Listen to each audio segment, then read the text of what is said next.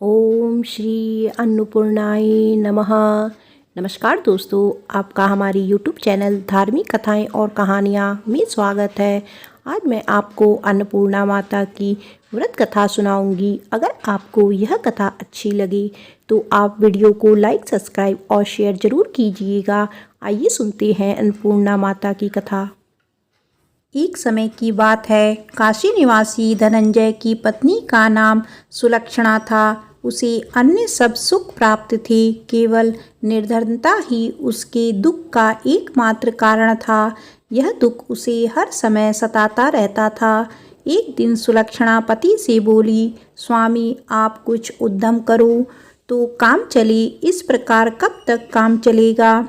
सुलक्षणा की बात धनंजय के मन में बैठ गई और वह उसी दिन विश्वनाथ शंकर जी को प्रसन्न करने के लिए बैठ गया और कहने लगा, हे देवादिदेव विश्वेश्वर, मुझे पूजा पाठ कुछ नहीं आता है, केवल आपके भरोसे बैठा हूँ। इतनी विनती करके वह 2-3 दिन भूखा प्यासा बैठा रहा। यह देखकर भगवान शंकर ने उसके कान में अन्नपूर्णा अन्नपूर्णा अन्नपूर्णा इस प्रकार 3 बार कहा। यह कौन क्या कह गया, इसी सोच में धनंजय पड़ गया कि मंदिर से आते ब्राह्मणों को देखकर पूछने लगा, पंडित जी अन्नपूर्णा कौन है। ब्राह्मणों ने कहा, तू अन्न छोड़ बैठा है सो तुझे अन्न की ही बात सूझती है, जा घर जाकर अन्न ग्रहण कर। धनंजय घर गया, स्त्री से सारी बात कही। वह बोली, नाथ चिंता मत करो, स्वयं शंकर जी ने यह मंत्र दिया है, वे स्वयं ही खुलासा करेंगे, आप फिर जाकर उनकी आराधना करो। धनंजय फिर जैसा का तैसा पूजा में बैठ गया। रात्रि में शंकर जी ने आज्ञा दी और कहा, तू पूर्व दिशा में चला जा। वह अन्नपूर्णा का नाम जपता जाता और रास्ते में फल खाता, झरनों का पानी पीता जाता।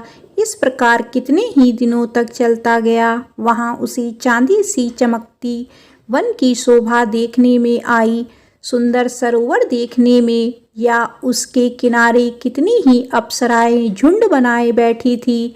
एक कथा सुनती और सब मिलकर माँ अन्नपूर्णा इस प्रकार बार बार कहती थी। यह अगहन मास की उजेरी रात्रि थी और आज से ही व्रत का आरंभ था। जिस शब्द की खोज करने वह निकला था वह उसे वहां सुनने को मिला। धनंजय ने उसके पास जाकर पूछा, हे देवियों आप यह क्या करती हो। उन सब ने कहा, हम माँ अन्नपूर्णा का व्रत करती हैं। धनंजय ने पूछा, व्रत पूजा करने से क्या होता है, यह किसी ने किया भी है, इसे कब किया जाए, कैसा व्रत है, मैं और कैसी विधि है, मुझसे भी विस्तार से बताओ। वे कहने लगी, इस व्रत को सब कोई कर सकते हैं। 21 दिन के लिए 21 गांठ का सूत लेना चाहिए। 21 दिन यदि ना बने तो एक दिन उपवास करे। यह भी ना बने तो केवल कथा सुनकर प्रसाद ले, निराहार रहकर कथा कहे। कथा सुनने वाला कोई ना मिले तो पीपल के पत्तों को रख सुपारी या घृत कुमारी वृक्ष को सामने कर, दीपक को साक्षी कर, सूर्य, गाय, तुलसी या महादेव को बिना कथा सुनाए मुख में दाना ना डालें। यदि भूल से कुछ पड़ जाए तो एक दिवस फिर उपवास करें। व्रत के दिन क्रोध ना करे और झूठ ना बोले। धनंजय बोला, इस व्रत के करने से क्या होगा। वे कहने लगी, इसके करने से अंधों को नेत्र मिले, लूलों को हाथ मिले, निर्धन के घर धन आए, बाजी को संतान मिले, मूर्ख को विद्या आए। जो जिस कामना से व्रत करे माँ उसकी इच्छा पूरी करती है। वह कहने लगा, बहनों मेरे पास भी धन नहीं है, विद्या नहीं है, कुछ भी तो नहीं है, मैं तो दुखिया ब्राह्मण हूँ, मुझे इस व्रत का सूत दोगी।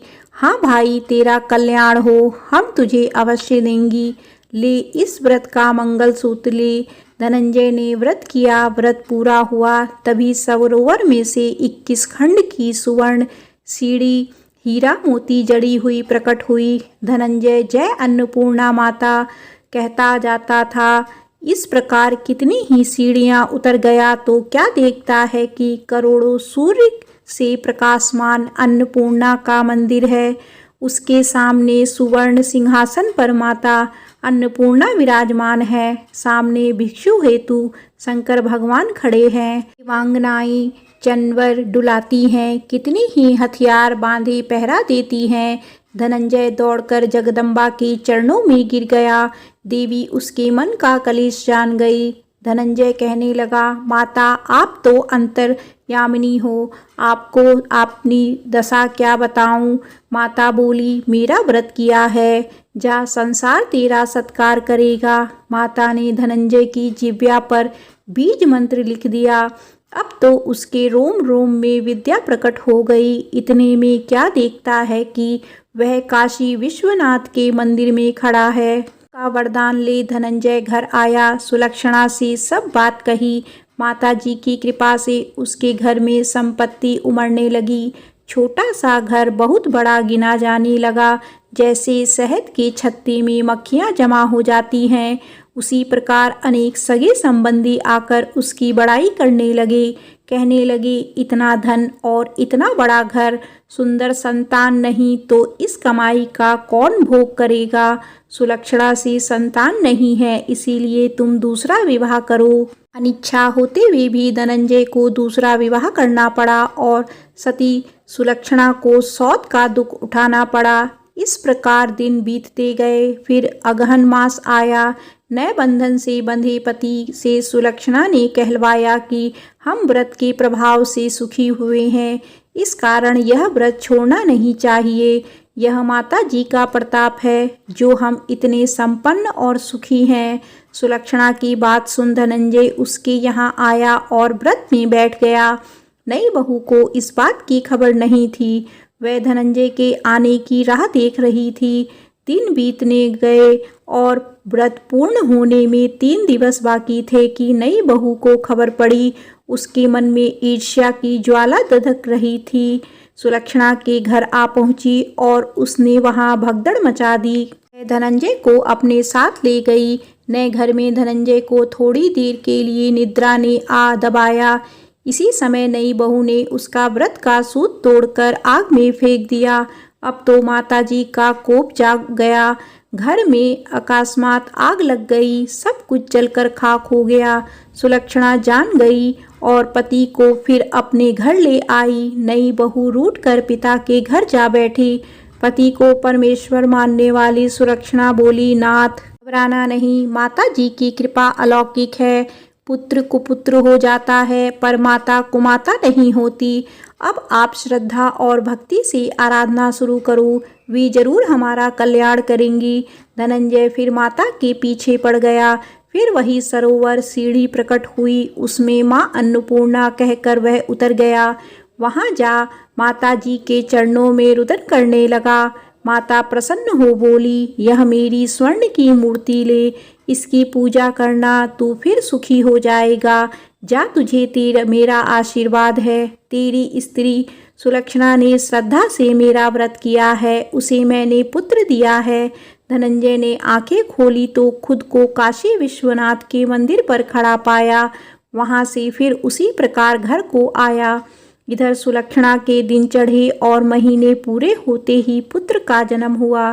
गांव में आश्चर्य की लहर दौड़ गई। प्रकार उसी गांव के निसंतान सेठ के पुत्र होने पर उसकी माता अन्नपूर्णा का मंदिर बनवा दिया। उसमें माता जी की धूमधाम से पधारी, यज्ञ किया और धनंजय को मंदिर के आचार्य का पद दे दिया। जीविका के लिए मंदिर की दक्षिणा और रहने के लिए बड़ा सुंदर सा भवन दिया। धनंजय स्त्री पुत्र सहित वहां रहने लगा। माता जी के चढ़ावे में भरपूर आमदनी होने लगी। उधर नई बहू के पिता के घर डाका पड़ा, सब लुट गया। वे भीख मांगकर पेट भरने लगे। सुलक्षणा ने यह सुना तो उसे बुला भेजा, अलग घर में रख लिया और उसके अन्य वस्त्र का प्रबंध कर दिया। धनंजय, सुलक्षणा और उसका पुत्र माता जी की कृपा से आनंद से रहने लगे। माता जी ने जैसे इनके भंडार भरे वैसे सबके भंडार भरे। बोलो अन्नपूर्णा माता की जय।